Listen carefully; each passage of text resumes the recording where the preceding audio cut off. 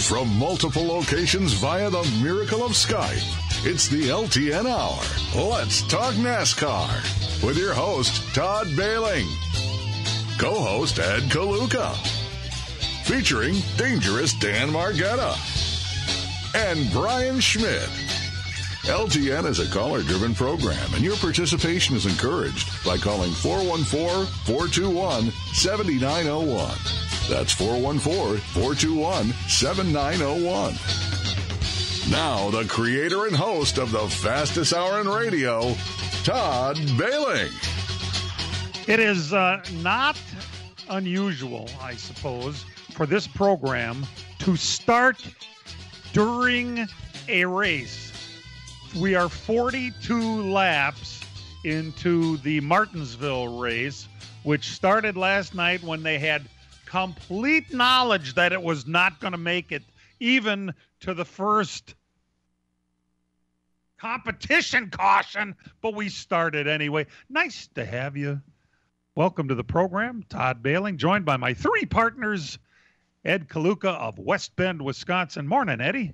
Good morning, Todd. Dan, what did the booth say about what's coming behind us? I think I like that Clint Boyer's in the booth, because they were talking about how it's kind of let up, and we're gonna get this race started. And Clint said, "Did you see what's coming? By the time that gets here, it's gonna have a name." I love that. Boyer comes up with some good ones. And, of course, that was Dan Margetta of St. Francis, Wisconsin, and Ootsburg, Wisconsin's pride and joy, Brian Schmidt. Hi, Brian.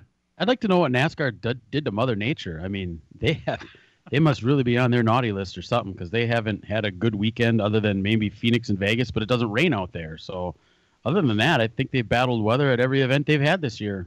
On the other hand, for those people who like to watch NASCAR racing on Sunday, we have 617 laps for you today, because 159 laps will be the Xfinity completion. That will happen at 11 o'clock our time. That will not be carried here on the Big 920. However, the finish of the Cup race, which is another 458 laps, will happen beginning at 3 o'clock. It will also be televised on FS1. Both events will be televised on FS1. The Martinsville Cup race will have their segments at lap 130, lap 260, and it's a 500-lap race. We've already completed 42 laps. Now, they said there was going to be a competition caution. I just can't help but think this is the competition caution. Are we guessing that? Correct. It was announced today that the competition caution has been waived or forego. They're not going to do it. They're going to allow the guys to fuel the cars back up again before they get restarted so that they can continue on. All right. So we basically start with lap 43, and then that'll go to lap 130 before they have their first segment.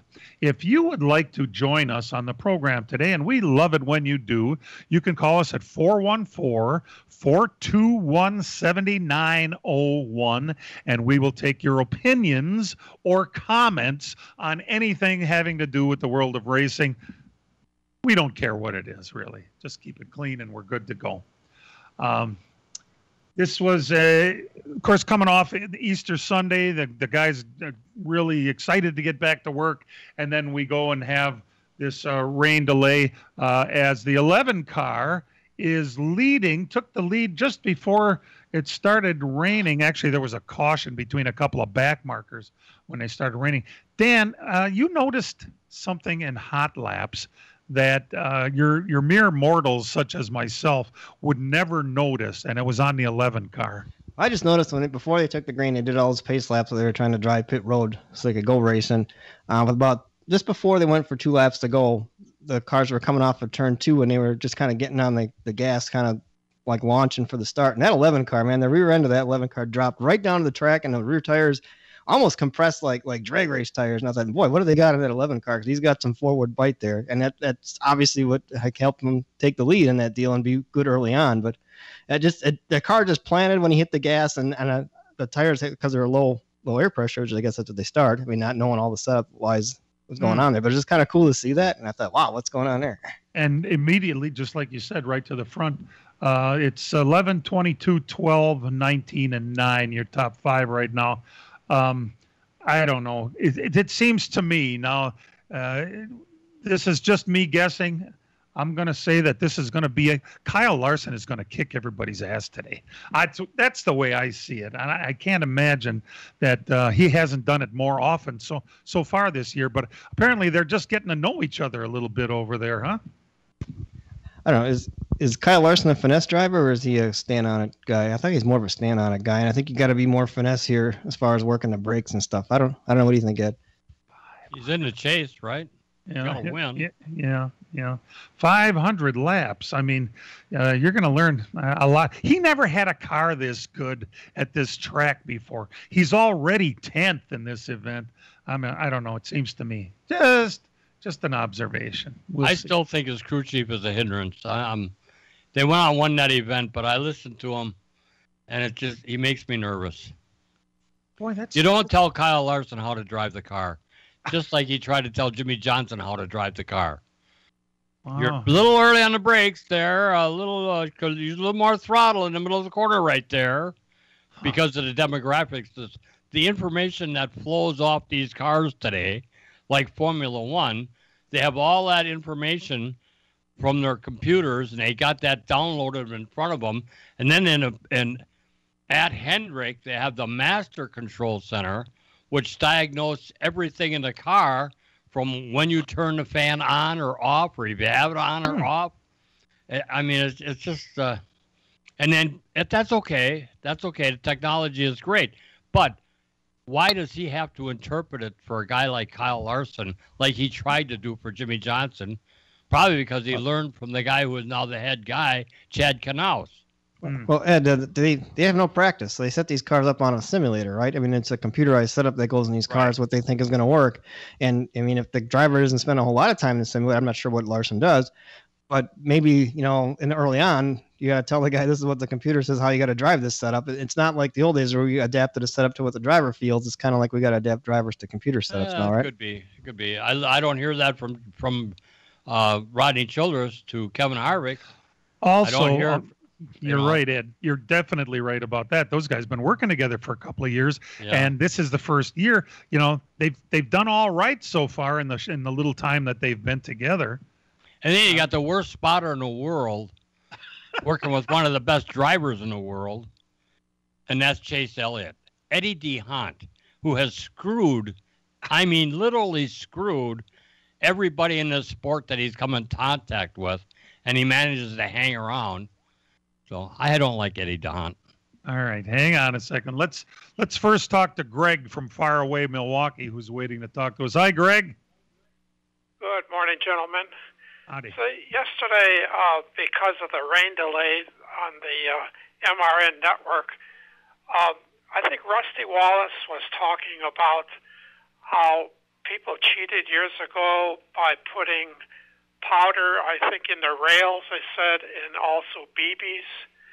Is it how extensive is cheating nowadays? Can it still be done, or has technology caught up with them?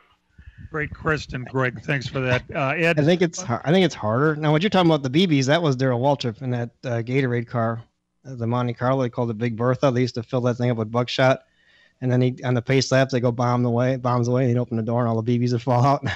BBs and as far all as over the weight, and the powder, they had a tube that would run from the left-hand side of the car to the right-hand side of the car. Powder in there, okay, so that the weight would slide from one side to the other, and a vacuum apparatus that would help move the car. In other words, you want left side weight. So at the start of the race, that piece of lead, that piece of barium, that piece of tungsten would be in the left side of the car in that square tube. And when you went into the corner, the vacuum deal and the powder, that piece of barium or lead weight, tungsten, would shift over to the left side, and you'd pick up 50 pounds of left side weight. And alive. Greg, we do thank you for that question. We appreciate it. For anybody else that wants to give us a call, 414-421-7901. We'll take our first break and we'll be back. Spring is in the air, and PMF Landscape Supply in West Bend has everything you need, with fresh mulch arriving daily, from premium hardwood mulch to hemlock and pine bark to Enviro mulch in red, gold, chocolate brown, and black colors. PMF also has a large variety of decorative stone and granite, as well as field stone, topsoil, and compost. For all your landscaping needs, visit PMF Landscape Supply, 5470 River Road in West Bend. Call 262-338-8800 or visit pmflandscape.com. Friends of racing for many years. PMF Landscape Supply in West Bend. It's a red, white, and blue weekend of family fun as Road America hosts the NASCAR Cup Series July 1st through the 4th in Elkhart Lake, Wisconsin. 4 huge days of stock cars featuring the NASCAR Cup, Henry 180 Xfinity, and Trans Am Series. Camp on site and catch every lap. Enjoy fan activities including autograph sessions and free family fun zone. And free admission for youth 16 and under. Get your printed home tickets today before they sell out at roadamerica.com. That's roadamerica.com. Come for the experience, stay for the race. Road America, your national park of speed. From racing engines to street engines, long blocks to turnkey packages, or complete custom engines, just ask and Wagner Automotive can fill your needs. All backed by many years of racing experience. These years of experience have provided reliability and performance that customers need to win races. Wagner's has been building championship-winning engines for top teams from NASCAR to short tracks in your backyard. This expertise has carried over to street engines they supply to top custom car builders. The Wagner Company, in the heart of Wisconsin, is outfitted with the state-of-the-art machinery necessary to design, manufacture, build, and test custom engines and their accessory parts. Dyno services are independently available for anyone needed to test their engine. Wagner's Company can also provide you or your company with production CNC machining or welding services. All your questions and requests are handled personally by Casey Wagner. Just give us a call at 920-394-3557 or visit our website at wagnerautomotive.com. The NASCAR Cup Series. Waving the green flag, and we are underway. Kevin Harvick's going to get away. Returns to the Commonwealth of Virginia. Team Penske teammates getting at it hot and heavy for the #1 spot. Richmond Raceway. All he has to do is get through turns 3 and 4, back on the accelerator cleanly, and the checkered flag is in the air. Brad Keselowski wins the Richmond Raceway. It's the Toyota Owners 400. Coming up next Sunday. Coverage starts at 1 on the Big 920 and Big920.com. And welcome back to LTN, the mid-race edition, as we go back to Martinsville, starting at 3 o'clock Milwaukee time here on the Big 920. Funny that we had the last caller asked about cheating because, first of all, how many of you, without looking, can tell me who Daniel Suarez's crew chief is? Not many. The guy's name is Travis Mack. Why is he famous today? Because he got caught cheating. Ed, isn't this an old trick? I don't know, Dan, where did they have it? I don't know. They were saying it was, unapproved ballast or weight, and some people said it was on the jack post. I'm not sure exactly. I wonder where exactly it was, because I know this morning Dale Earnhardt Jr. had an interesting thing on Twitter. He said if I was going to guess, it was a tungsten spring perch on a left trailing arm for forward bites. I don't know if they've done that in the past. Other people have said it was on in the jack post. I know they put sleeves around the jack post, right, with weight. I mean, it's not unusual to have weight sleeves along the jack post, but I guess you can't have it in it or something. I'm not sure exactly. Well, I think it was in the jack post because I think it was a piece of tungsten that was machined and put up in there. That's the heaviest metal you'd have, and in a jack post it may weigh about 3 or 4 pounds, maybe 6 pounds. But Dale Earnhardt's right. I mean, our dirt guy, Brian Schmidt, could tell you how Bloomquist hung a big hunk of lead on that left rear wheel to get forward bite. Yes, he has. Those guys can do just about anything with their weight on those cars. They don't have quite the restrictions that the Cup Series guys have. And you're looking for forward bite here, right? I mean, because off the concrete corners, it's flat. Definitely. I mean, anything off the corner, that's how you're going to beat somebody, is getting off the turn. Improperly attached ballast is what the official thing says here. And it's going to be a pretty stiff one, too. He's got a loss of 10 Cup Series driver owner points start in the rear. Well, that's a short trip, and crew chief gets ejected. So that all happened. I agree with Dale Earnhardt Jr.'s explanation. That makes sense. Speaking of to the rear, also Tyler Reddick going to the rear for something. Did you see what that was about, Dan? Yeah, it was unapproved changes. It was something like a cap wasn't on a fuel thing or something. It was just a cap was off, but putting it on is an unapproved change. It's something pretty minor. Also, 3 back markers got sent to the rear. Well, hello, it's a short trip. So, yeah, you're not allowed to jack weight in the car or even touch the car. So if you do anything that to the car, like that, something as dumb as putting a cap on. Interesting. In other news this week, gentlemen, and I don't know what is this somebody just talking when they should be just not. They're talking about putting a roof over Bristol. How, in God's name, would you put a roof over that place? Does that mean it would be enclosed, first of all? They didn't really say one way or the other, did they? I think you're confusing a dome with a roof. I mean, I don't think they're going to completely enclose it. Obviously, with the fumes, that would be a problem. I think that scoreboard hangs in the middle somehow, and they were talking maybe somehow going off of that to just have some kind of a covering. So, and that scoreboard weighs 8 tons. Yeah, it's a cable scoreboard. There's like 4 poles that are on the outside of the facility, and it's attached to a pole, kind of like if you see the cameras that the NFL has that moves around on the field there. It's similar to that. So the screens get hung to it, and the 4 cables go around the outside of it, and it's kind of suspended in midair. I think that's kind of what they're thinking about doing, just having some sort of an overhang so that if it rains, they wouldn't have to worry about. Wouldn't that be perfect if you enclosed it? Oh my God! You thought the dust was bad. Well, no, I mean it's noisy as you can. It's unbelievably noisy in that place already with it being enclosed. Now you put a roof on it, the noise has no place to go. I mean, I don't know if you can put enough earplugs and shove them in your ears far enough down to keep the noise out. I don't know. I think this is just something they're thinking about. Obviously, they'd have to make sure it's engineered properly that it would work, but. The way the weather has been this year, I mean, even at Bristol, it rained again this weekend. So, I mean, the World of Outlaws want to run there, and that rained out last night. So, I think people are just getting sick and tired of being rained out all the time, and they're going to try to figure out ways at some of these tracks to alleviate that issue. In this case, the track would be dry, but the people would get wet. Yeah. Just over the track, that'd be interesting.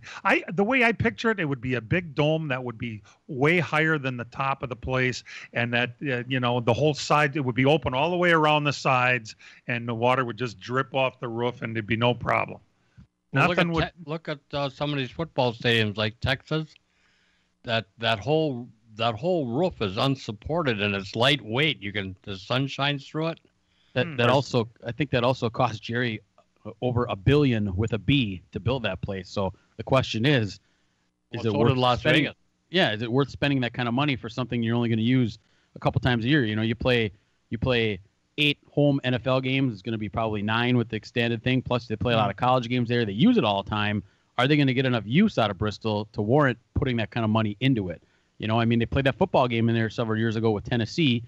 Is that something they're looking at doing with this place more often? I think they have to weigh spending that kind of money to do that kind of a project, and will you get enough use out of it? They have proven they don't mind doing projects. I mean, if we're going to put dirt, as much work as they had to do, 2,300 plus truckloads of dirt to fill this place up, and then scrape it off for the fall race, and then put it back on for the spring. Why? Does that seem right to anybody? Well, they could sneak it into one of the government stimulus packages. Yeah. There you go. I mean, they did it years ago, and they added infrastructure. That's right.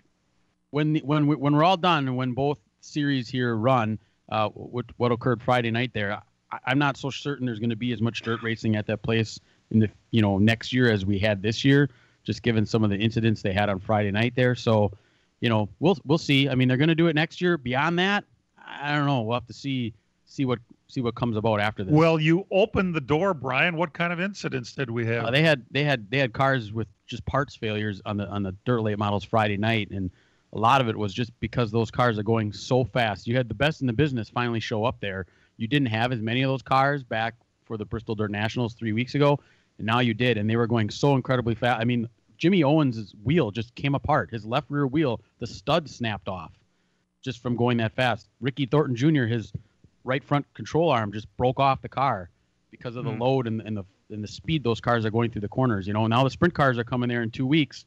You know, as long as nobody gets hurt, I guess it's okay. But these guys were wrecking cars. There's a brand new race car. Kyle Strickler had a brand new race car there. First race on it. When Jimmy Owens' wheel broke, he drove over it because he was right behind him and flipped. Destroyed his brand new race car. So Ed, it reminds me of the days.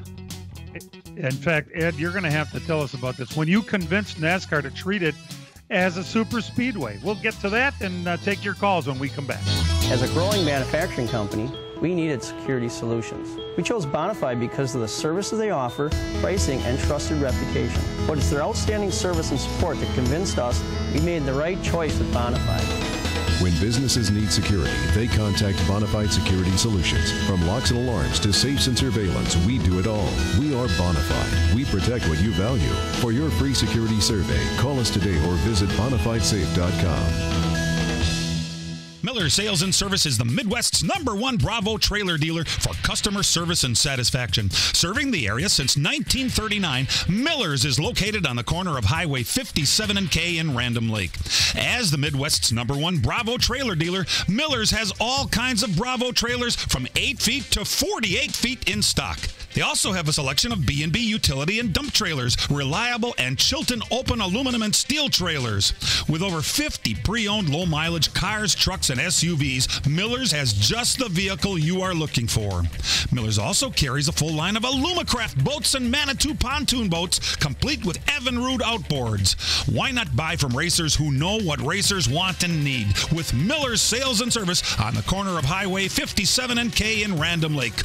Call Jerry, Tom, or Brad Miller today at 920-994-4358. That's Miller's Sales and Service, 920-994-4358. Are you ready for a good time? Then mark your calendar for Sunday afternoon, April 18th at Dell's Raceway Park for the Alive for 5 Series 7th Annual Icebreaker 100. See the Midwest best super late model drivers from 5 states going door to door in heart-pounding racing action for $5,000 to win. Plus the Midwest Truck Series and UMA 602 late models will be on hand.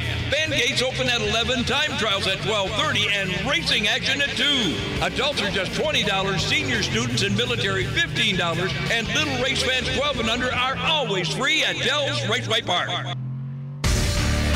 The NASCAR Camping World Truck Series. Green flag, didn't take them long. They are 3 wide from second on back. At Richmond Raceway. Side-by-side battle for the #1 spot. For 250 laps of close quarters racing. And he will win here in the regular season finale. Grant Enfinger across the line, scoring the win here at Richmond. It's the Toyota Care 250. Coming up next Saturday, live coverage starts at noon on the Big 920 and Big920.com. Welcome back to LTN on this beautiful Sunday morning. Ed, I remember the day when Bristol was not considered a super speedway, but you actually convinced NASCAR brass to start treating it that way. Yeah, I went to Bristol one time with a van full of wheels, and back then it was 10-inch lightweight wheels that they ran on Xfinity cars and on the Cup car. No, just on Xfinity, 10-inch wide, not 9.5, 10-inch wide wheels that are lightweight with all different back spacings. So I went to Bristol with a truckload of wheels, a van full of wheels. I sold them all, and when I first time I ever been there and I saw what the track looked like and I watched them in practice, man, that scared me. I said, man, that's no good.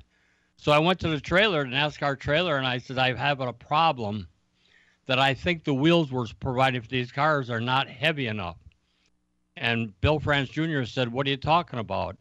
And I said, well, on these Xfinity, on these Busch cars, we run 10-inch wheels that are considerably lighter than the Cup wheel, and I think you should list this track as a speedway. Okay, we'll look into it.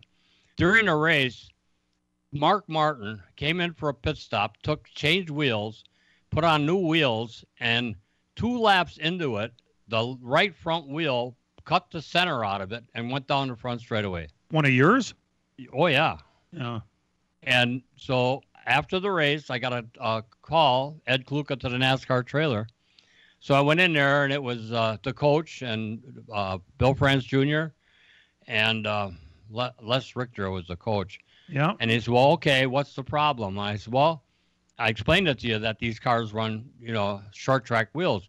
And Bill France Jr. said, well, why don't we run that cup wheel on these cars everywhere? And I said, well, now, wait a minute. If you make a rule like that, these cars would have to change rear end housings, front end geometry, and because they run different back spacings, if you made that rule change. He said, his comment to me was, they'll get over it. The next race, which was IRP, the rule was in place that all these guys had to run cup wheels for the rest of the season. And I was walking past Dale Earnhardt's trailer, his Bush trailer, and he was sitting in a director's chair in the middle of the truck, in the middle of the trailer, and I walked by and he said, hey, scumbag. He said, I kept walking. He says, Kluka. Mm-hmm. So I went in there and he said, you're the one that got that rule changed. And just then Phil Homer was walking by the side of the trailer and I saw him in the side door. From Goodyear. I said, hey, Phil, come here. And Phil came in the trailer. I says, isn't it true that NASCAR wanted to have this wheel so Goodyear would only have to build one tire for both series? Well, yeah, that's true. I said, see, it's him, not me. And I walked out. And Phil Homer brewed me a new ass, boy. He hung me out to dry. Yeah, because Earnhardt probably was laying into him right after you got out of there. He was slinked out the door. But that's what made the rule change between Xfinity and Cup, Bush and Cup back then. It was really a safety issue, Ed. You did them a favor. Definitely. I mean, man, that was scary. Speaking of scary, you thought that we're coming out of the woods from this COVID thing, did you? Jeff Gordon has tested positive for COVID after he had his first shot. That's the first one. The other one, Greg Irwin, the crew chief on the 21 car of Matt DiBenedetto, he has going through the COVID protocol. And Jonathan Hassler is the crew chief for the 21 car today. So, we're coming out of the darkness here, but we're not out of it yet. We've got some ways to go. By the way, Jeff Gordon's okay, right? Yeah, he had it in the off week. He's back in the booth this week, so he timed it pretty good there to have it on a week there was no race. Yeah, well, I mean, wasn't it always a 14-day period you were supposed to lay low? I don't remember. Jimmy Johnson tested it. Was it the Brickyard last year? And then the next day he got a negative one. He was only off 1 week, wasn't he? Yeah, they changed that from 14 to 10 days. Just a head scratcher that if you're vaccinated, then why are you getting tested? Because I don't know, it's confusing. Well, no, because you're vaccinated, especially with the first shot, does not prevent you from getting COVID. You're not fully protected until 2 weeks after. I don't want to hear no more about that bull stuff. Good check swing, Ed. Yeah, there you go. Anyway, so we still deal with that. What gets me is now that Marcus Smith. Now, do we all know who Marcus Smith is? He's the guy who's calling the shots for Speedway Motorsports Incorporated, listed on the stock exchange, a big company. What does he do? He goes on to the Dale Earnhardt Jr. podcast. And he says, I haven't given up on North Wilkesboro yet. What does that mean? What do you plan to do? They haven't raced there in 25 years. And the track is showing its age. And, well, it's in the middle of nowhere. What could you possibly... You want to make it a motorhome park destination. Oh, well, now that would make sense. It's not exactly... Aren't there like large trees growing out of the grandstand in some spots, I believe? Out of the racetrack. Yeah, it was pretty ugly. When they were going to, when Roush was having his gong show, they used North Wilkesboro. And I remember Johnny Reiser went there and supervised them cleaning off the track, cutting out those big trees that were growing through the track and getting it going for at least for the gong show. So it was used in the past 25, not by much though. Great stuff, isn't it? We'll take a break and be back. It's a red, white, and blue weekend of family fun as Road America hosts the NASCAR Cup Series July 1st through the 4th in Elkhart Lake, Wisconsin. 4 huge days of stock cars featuring the NASCAR Cup, Henry 180 Xfinity, and Trans Am Series. Camp on site and catch every lap. Enjoy fan activities including autograph sessions and free family fun zone. And free admission for youth 16 and under. Get your printed home tickets today before they sell out at roadamerica.com. That's roadamerica.com. Come for the experience, stay for the race. Road America, your national park of speed. As a growing manufacturing company, we needed security solutions. We chose Bonafide because of the services they offer, pricing, and trusted reputation. But it's their outstanding service and support that convinced us we made the right choice with Bonafide. When businesses need security, they contact Bonafide Security Solutions. From locks and alarms to safes and surveillance, we do it all. We are Bonafide. We protect what you value. For your free security survey, call us today or visit bonafidesafe.com. This week on NASCAR Live, we talked with Daniel Suarez. We're not where we want to be yet, but we're heading in the right direction. You know, we have great people, starting with Justin Marks, Ty Norris, everyone in the lead organization of Trackhouse, and we're still a young team, but with a huge potential. So we're looking forward to keep getting better. I'm Mike Bagley. Join us for NASCAR Live. This Tuesday, following Jim Trado and Racing Roundup. It all starts at 6 on Milwaukee's home for NASCAR, the Big 920, big920.com, and your iHeartRadio app. They're allowing spectators again today. Brian, do you know what the percentage is? Is it like a third? I believe it's 30% today. Yes. Okay. And but there's more word coming about are they requesting or are they actually going to allow sponsors? Well, it says here that there's a lot of pressure coming from the sponsors put on NASCAR to start working to get the infields back open again.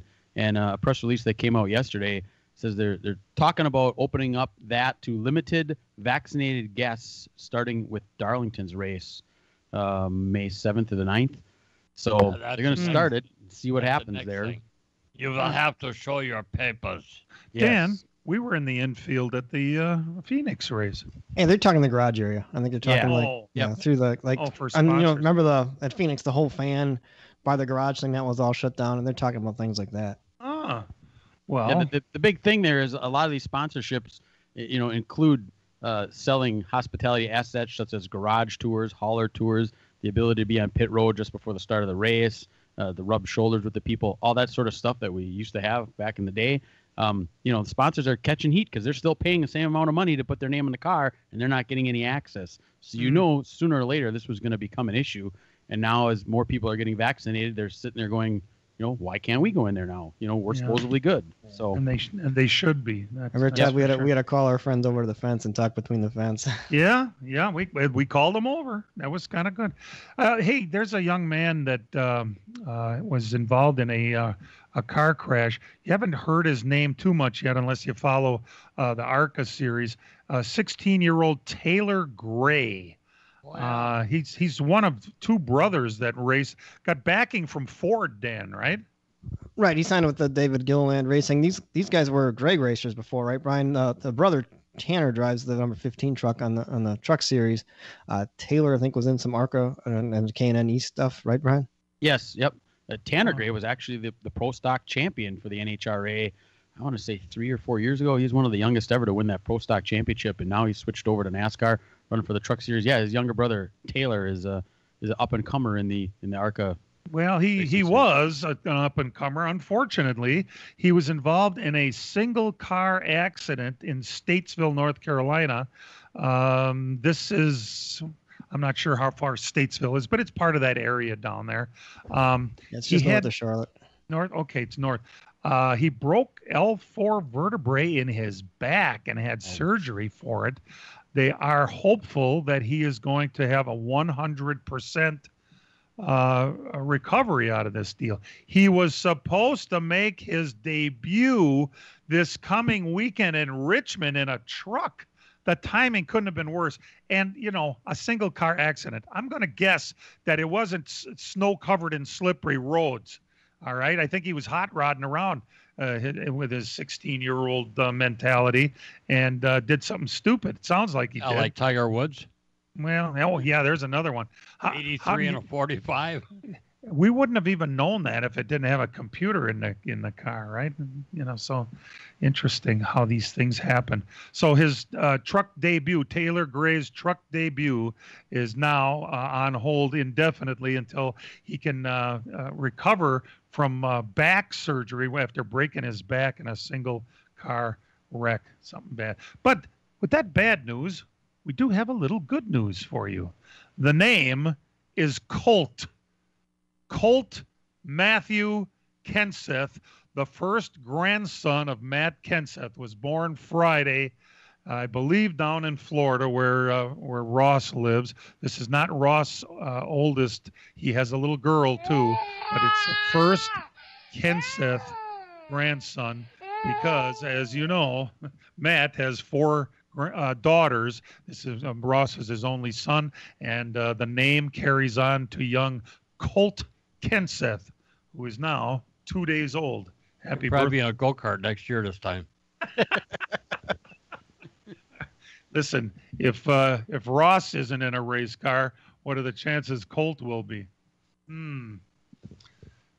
We always wondered whatever happened to Ross. We just don't really know, do we? It's his career. He ran the Snowball Derby last year, and wasn't there talk, Dan, that he was going to run a couple races like this year? There was talk about it. I thought there was. I'm not sure where it stands right now, but yeah, he did show up at the Snowball last year. Yeah. Remember, he lives at Pensacola, so I don't know if that makes a difference.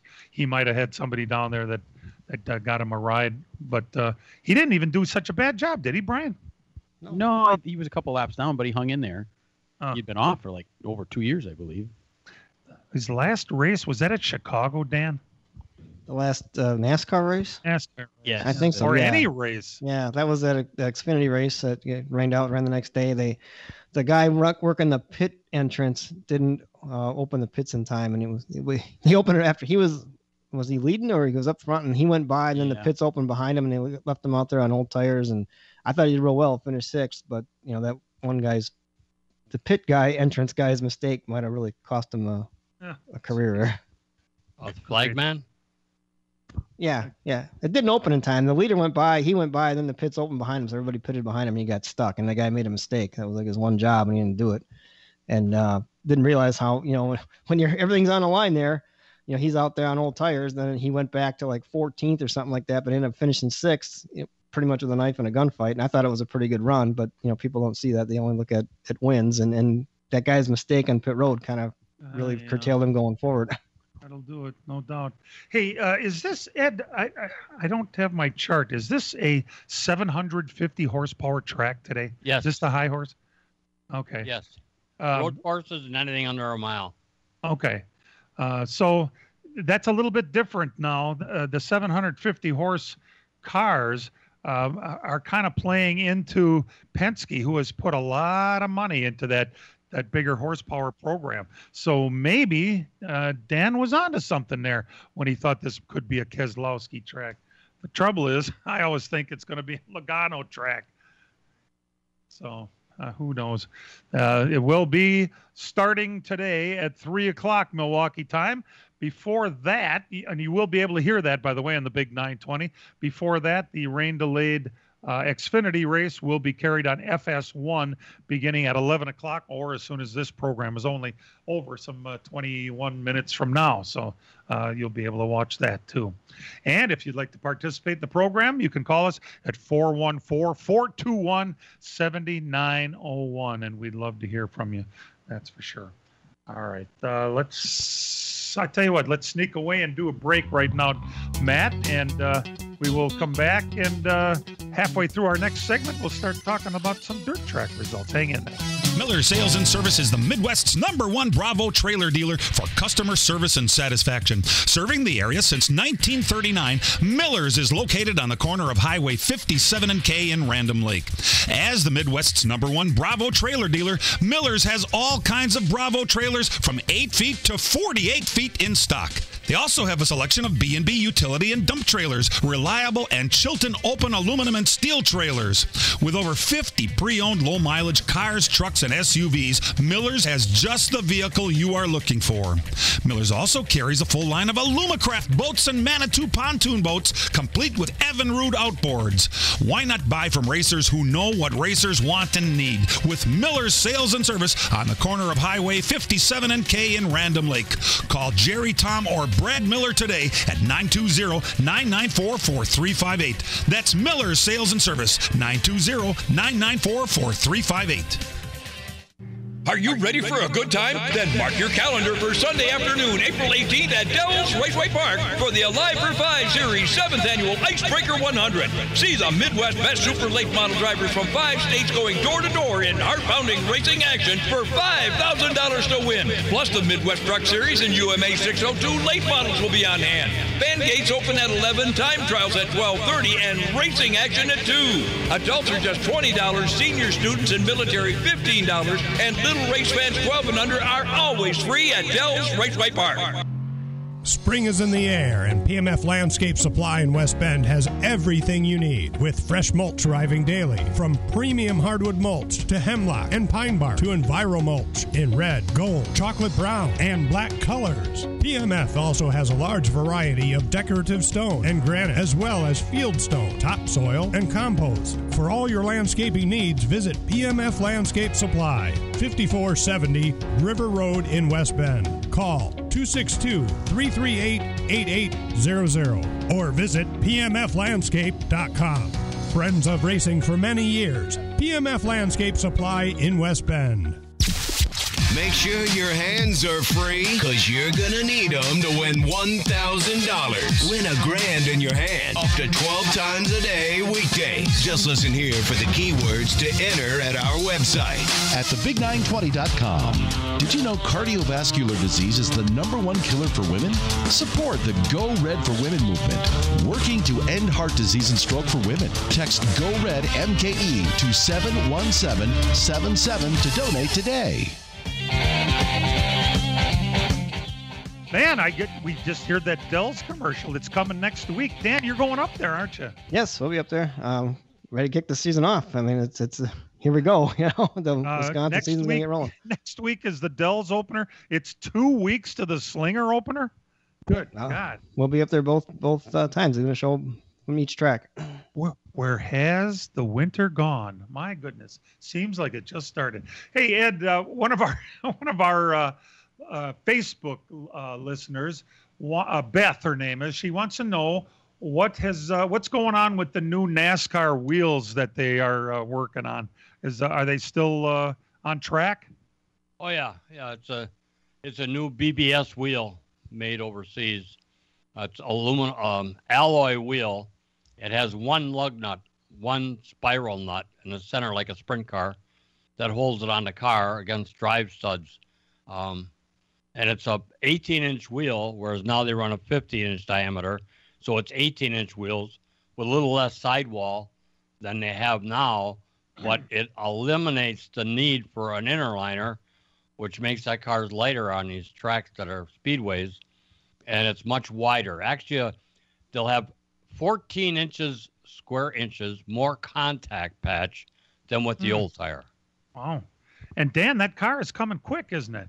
Yeah, I mean, they've had some tests with it. I think Tyler Reddick was the last test at Darlington. He kind of scraped the fence a little bit with it. He wasn't very happy with it. No, yeah. And but May 5th is when they're supposed to, each manufacturer is supposed to present their, edition of the new generation car. So it looks like on May 5th will be a big press deal with either Ford, Chevy, or Toyota, and we'll see what they look like. Didn't these cars that they've been testing, it had a kind of a Mopar look, didn't it? Didn't it look a little bit like a Charger? Maybe it's just my imagination. It's going to be interesting because I think the contour of the bodies, like right now, all these cars from what they call the windowsill, from the windowsill to the roof are all identical. The rear trunk decks, the rear windows, the front windows, they're all identical, no matter what brand. And I think the new car will be typical, and all there'll be is character difference as far as the decaling. So they're going to look even more alike than yes. they do now? Oh, boy. Yeah. You know, these cars really don't even look like Mustangs and Camaros very much when you look at them. I mean, yeah, the front end does, but from there, geez, you know. It'll be interesting to see what the noses and tails look like, but I think they're going to be pretty much identical. And it's coming soon. My goodness, less than a month away, and we're going to see those new cars. Amazing. Well, Dan, I tell you what, Matt, I think it's time. But no, not that time, Matt. No. It's time for some results. You just had this made. Yeah, we had the introduction for the dirt results. Well, we pulled his pants down now. No, that's all right. He can look for it. But at least in the Cup Series, they'll all have their own manufactured engines. Yeah, that's good. At least there's going to be one difference in the cars, thank goodness. It's not going to be another Ilmore deal, which we're not big fans of, but hey, either way. Now the LTN Hour presents Dirt on the Dirt with Brian Schmidt. That Matt is on top of it, no doubt. Brian, it's a busy time for the dirt cars. Yes, a lot of dodging of raindrops, though, this week. The weather was not cooperative, which we see a lot during the spring. We'll start Friday night down in Farmer City, Illinois, their regular season opener for the UMP late models. Kevin Weaver picked up the win. In the UMP modifieds, it was Michael Ledford. Over in Lincoln, Illinois, 3,000 win for the UMP late models. Brian Shirley was your winner. In the UMP modifieds, it was Ray Bollinger. Bristol, Tennessee, the inaugural Bristol Bash for the Morton Buildings World of Outlaw late model series, 10,000 to win. Josh Richards survived. His car survived, and he picked up the win. 5,000 to win for the UMP modified. That went to David Stremme. David Stremme, I don't believe he didn't do much winning in the NASCAR series, so he was pretty excited about getting a win at Bristol in his UMP modified. Kokomo, Indiana, Friday night, the World of Outlaws NOS Energy Drink Sprint Car Series was there. Not much of a crowd there. Right? Oh my gosh, the crowd was absolutely massive. If you watched any of it or saw any video of it, I know some people that actually went down there. Before hot laps, the place was already packed full. And Dan, we went down there several years ago for the Indiana Sprint Week, and that's what happens down there. Those people show up, and they show up early. We had to get there at noon to get a seat, which is 6 hours before the race started. And during that race, people they're sitting along the fence. There's nowhere to watch. They're going along the fence. They had to stop. They wouldn't start the race. The people backed away from the fence. They were taking banners off the fence so they could see. It was kind of pretty crazy. Yes, and it was a good feature. They saw a good race. James McFadden, driving the Casey Kane car, picked up the win for the World of Outlaws. In the non-wing 410 sprint car feature, Matt Westfall was your winner. Yesterday at Bristol, it rained out. They're going to be running that race this afternoon, so you can watch that on Dirt Vision if you want. The final night of the Bristol Bash. Also rained out was the IRA opener in West Burlington, Iowa, and the Cedar Lake race up at Cedar Lake Speedway. Also, the IRA was supposed to race today in LaSalle. That has also been canceled. Boone, Iowa, yesterday for the IMCA Modifieds, Tim Ward was your winner. In the IMCA Stock Cars, Devin Smith was your winner. Brett Wenzel from nearby Manitowoc went down there and finished 7th. Where was that, Brian? Boone, Iowa. Boone. I met Tim Ward not long ago. Yes, you think he's from your neck of the woods where you are now, actually. So he made the trip out here. His dad lived in Milwaukee for a time. Ah, okay. Tulsa, Oklahoma, the Port City Raceway. This is a little 6-mile oval. The USAC National Midgets were there. Michael Buddy Kofoid was your winner there. Lafargeville, New York, way up in the north country of New York. The Can-Am Speedway for the Super Dirt Car Series. Big Block Modifieds were there, 7,500 to win, 100-lap feature. Stuart Friesen, as he usually does when he climbs aboard his Big Block Modified, picked up the win in that one.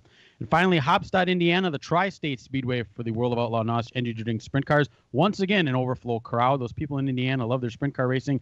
Carson Macedo got the win, an exciting race. If you're able to see highlights of this, I definitely recommend it. Over James McFadden and Tyler Courtney. That track is a little bitty paperclip, a lot like Martinsville, only way smaller, a quarter mile, and they diced it up. Dan, you were watching that race with me. That was an exciting finish there, too. You almost thought Tyler Courtney was going to win that one. Yeah, all three guys were right there for it. And, Slide Job City, it seemed like on that, and guys that timed it right made it work. And Macedo got the win. But traffic came into play as well, I think, in that deal. It was a pretty good dirt race overall. Yes. Also of note, Bill Balog made the trip with the World of Outlaws to run both the races at Kokomo and Hopstad. Unfortunately, he did not make the feature in either one of those. So he will be jumping back aboard with the All-Stars next week. So we'll see how he fares, and we'll follow him as he tackles the All-Star Series this season. All right. In the world of asphalt, not a heck of a lot to report. They had the season opener at Rougemont, North Carolina, and I wouldn't even bother giving you a result, but a young man from Minnesota who drove for Kelly Byers for a while. Of course, Kelly Byers, a Wisconsin car owner. Joe Valento was your winner at Rougemont, North Carolina. So whatever that's worth, it's good to know. As far as other news, though, that came out this week, and I think it's a kind of a deal, that Slinger Speedway announced that the winner of the Slinger Nationals is going to get an invitation to race in front of a national television audience Saturday night when the SRX Series has their event on July 10th. There wasn't enough incentive to win the Slinger Nationals before, but now you're going to get to race in front of a national television audience. We've been drawing guys from all over the country the way it is. I just have a funny feeling, Dan, that this is even going to draw more. It's a pretty big carrot out there, that exposure with that SRX series, to come out and give it a shot. I mean, we may see guys come around. I saw somebody take Derek Griffith in it, the guy up from out east.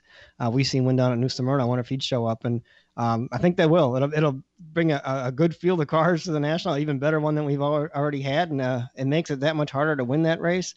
I think that's the only impartial way to do it. I mean, there's probably it's cool that up here in the Midwest we have so many good guys that you can't just pick one to throw in there. They threw one in the other races for the ones, but you can't just pick one here without making a whole bunch of other people mad. Exactly. That good of a competition here, so we had to do it on the racetrack, and they did it with the Nationals. Boy, we got to figure out a way for Jerry Eckhart to win the Slinger Nationals now. We'll be back.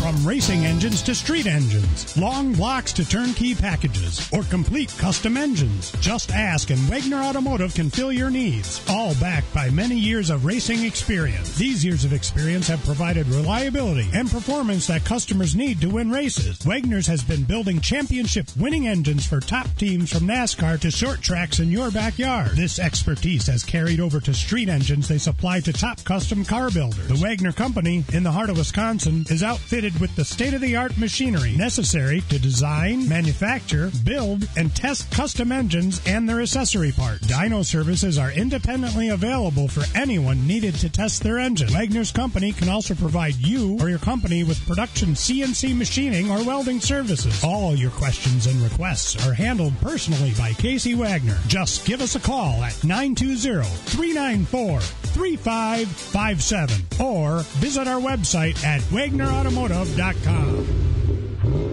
It's a red, white, and blue weekend of family fun as Road America hosts the NASCAR Cup Series July 1st through the 4th in Elkhart Lake, Wisconsin. 4 huge days of stock cars featuring the NASCAR Cup, Henry 180 Xfinity, and Trans Am Series. Camp on site and catch every lap. Enjoy fan activities including autograph sessions and free family fun zone. And free admission for youth 16 and under. Get your printed home tickets today before they sell out at RoadAmerica.com. That's RoadAmerica.com. Come for the experience, stay for the race. Road America, your national park of speed.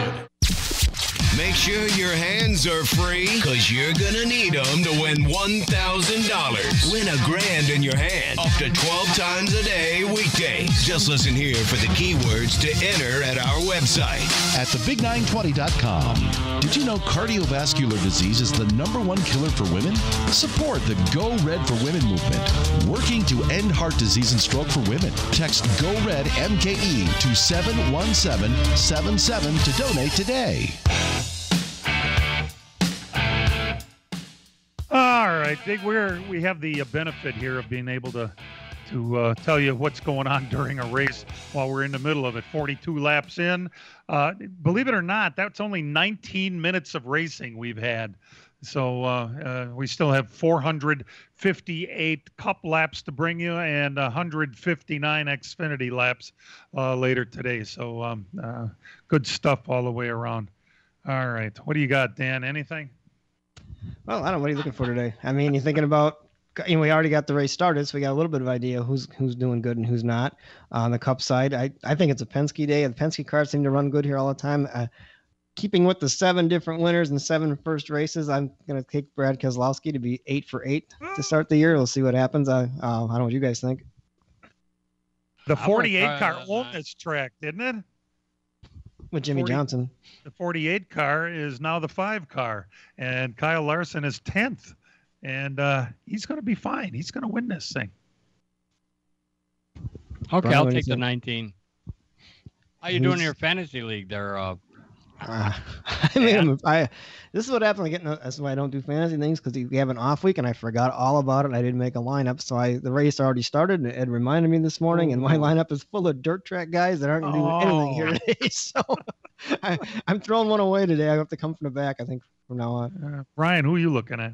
I'm looking at Denny Hamlin. I mean, this is one of his favorite places. He's won here multiple times. I picked him in my fantasy league on Friday before we even got started, and so far, so good.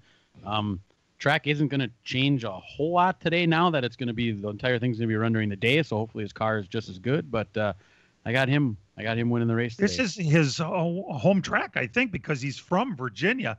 But I can't help but think of when he dialed poor Chase Elliott and his home crowd booed him off the track. Remember that? It wasn't that long ago, Dan. Was that 2 years ago? 2 or 3 maybe. Because then we've had a couple good finishes here. We had Truex and Logano. We had Logano and Hamlin. Was that 2 years ago that they got in it at the end of the race on pit road? Remember the interview with Dan? That's a short track racing. Remember that was an interview? Just kind of funny that nobody's picking Logano. Two things today. will happen today. What's that? The 11 car will not finish because of the 22. Ooh. I like it. I got the 11, 22, 19, 12, and 1 on my starters, and I got Alex Bowman in the garage. We'll see what happens. Oh, boy. Nobody has Kyle Larson? Not here. I mean, this doesn't... I have him in mind because I didn't switch him out from Bristol. There I you just go. don't think this kind of fits his mantra of racing. I mean, this isn't much like a dirt race. It's a lot of finesse with the brakes.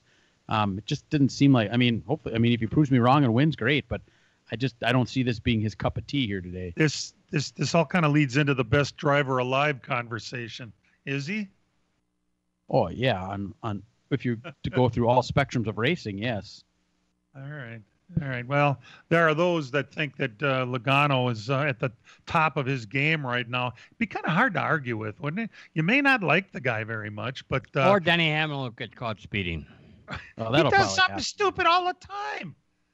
I mean, just to show how good Kyle Larson is, he hasn't raced his sprint car yet this year. He's put Rico Abreu in that car, and Rico Abreu is struggling in that car. I mean, he ran with the Outlaws this week. I don't think he made either one of the features. You know, and last year Kyle Larson won.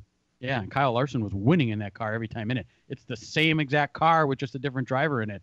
And Rico was really, really good back in the day, but he wrecked a lot. And he hasn't been quite the same since he's wrecked so severely. But wow, what a difference a year makes. All they did was take the 48 off the door and put number 5 on it and change drivers.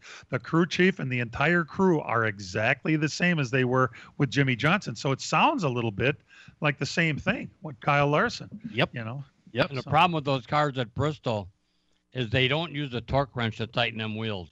And they stretch those bolts. And they're just grade 8 bolts unless you spend $12 a piece for the good studs from ARP. And that's a good lesson to all you short track guys. On the dirt late models you're talking? Yes. Use the torque wrench all the time, because every time you over tighten them bolts, you do 2 things. You collapse the torque ring behind the wheel, and you also stretch the stud. And all of a sudden they break, and you don't know why. Those guys usually do that all the time. I mean, if we do it on our short track dirt late model all the time, and when you're in the pits with the Outlaws, there's usually a torque wrench there. So I don't know if that's what happened, or a lot of people are just saying it's just so much force on those things with the Four speed. studs. Yeah. I mean, the fastest lap turn there with a dirt late model was a 14.9 by Brandon Shepard in practice on Thursday. Fast time on Friday was a 15.0. Incredible. Change your studs very often. They're only $12 a piece. If you buy the right ones, you don't have to change them. Where would they find those? ARP. All right, there you have it. Not. All right, we're not at Hefner Racing Products. We are getting ready. We do sell them at Hefner Racing Products. To resume the Xfinity race. It'll be on FS1 at the top of the hour, and then at 3 o'clock. Don't forget to tune in right here on the Big 920, and we're going to have the rest of today's Martinsville race. Only 42 laps in. And try to remember that real race cars have doors, no matter what kind of studs they put on them.